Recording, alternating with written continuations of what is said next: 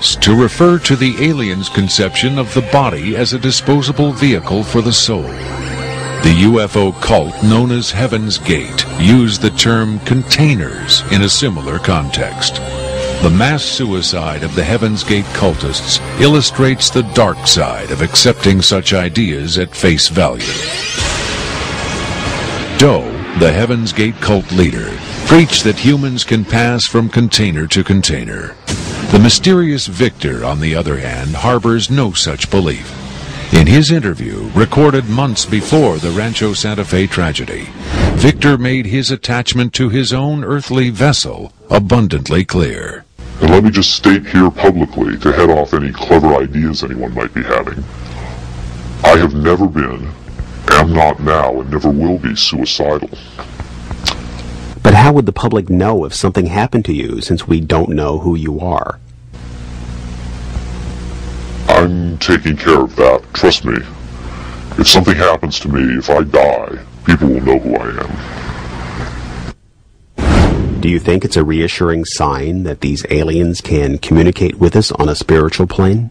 It would be nice to think so, but I'm not sure if it's really such an achievement considering the mismatch between our intellects. I mean, you're not going to have much luck making your dog understand calculus, but if you pet him on the head and say, "Good dog," aren't you communicating spiritually? And doesn't the animal control officer say, "Good dog," when he comes to put some poor stray to sleep? Doesn't the vet try to reassure the animal just before he spays it? When you're dealing with beings whose intellect is so far beyond your own, I don't think it's safe to assume they have your best interests at heart. What about the content of the tape segment you brought? As I said, this is late in the series. In fact, it's quite close to the end.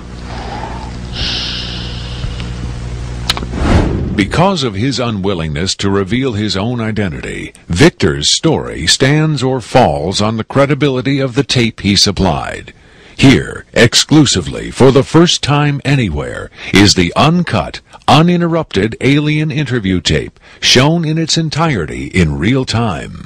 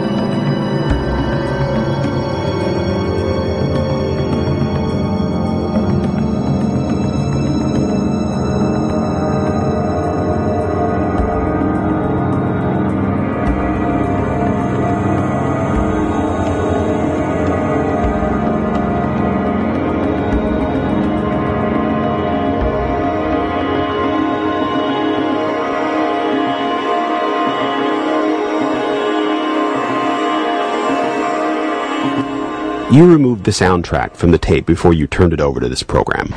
That's correct. I can't allow the voices of the project personnel to be heard by the general public. There's a very good chance their family or friends on the outside might recognize them. Isn't your purpose in releasing this tape to expose Area 51 to the world? My purpose is to expose the existence of the aliens, not compromise these individuals. I made the decision to come forward. I'm taking precautions to protect my own identity, and I don't think it's fair for me to put these others in danger of exposure. In any case, the interview on the tape went nowhere. It was interrupted, as you'll see. Can you describe for us what we're seeing? All right, we're looking at the interview suite at S4. It's kept dark for the comfort of the aliens. The figure who is just barely visible in the left foreground is the telepath, and behind the camera is a raked seating area for observers. Although in this case, I believe the only other person present was a military aide. The alien is seated behind a glass partition in a biocontainment area, which is maintained at biosafety level 2. The lowest designation. That's primarily for the protection of the aliens, not us. The theory is that if they were going to infect us with an alien bug, it would have happened 50 years ago. In fact, all the indications are the aliens eliminated microbial and viral life from their own ecosystem long ago. They aren't susceptible to our diseases directly, but it has been shown that microbes can reproduce and form colonies within their respiratory systems, which tends to exacerbate the debilities they seem to suffer anyway in our environment. In fact, you can see here the alien is beginning to flag. The interview was not going well. The telepath was trying to clarify some points from a previous interview, but he wasn't receiving coherent responses. As you can see, the being is in real distress. At this point, the telepath is sending out a message to the medical staff. He's trying to communicate with the alien, but he's getting no response.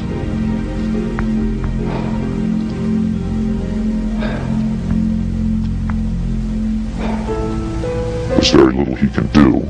There's no direct connection between his space and the biocontainment area. That's the aide stepping in on the right. The medical staff should be there by now. They're slow in responding.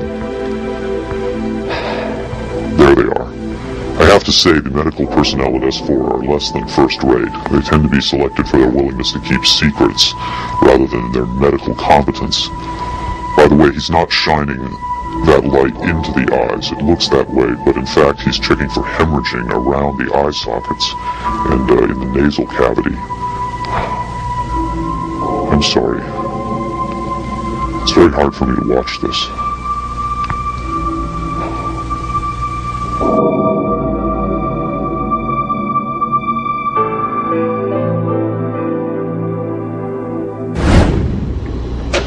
You're asking me if I think this is real?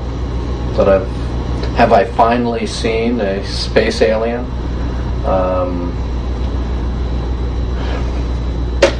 I don't know. But I do know this.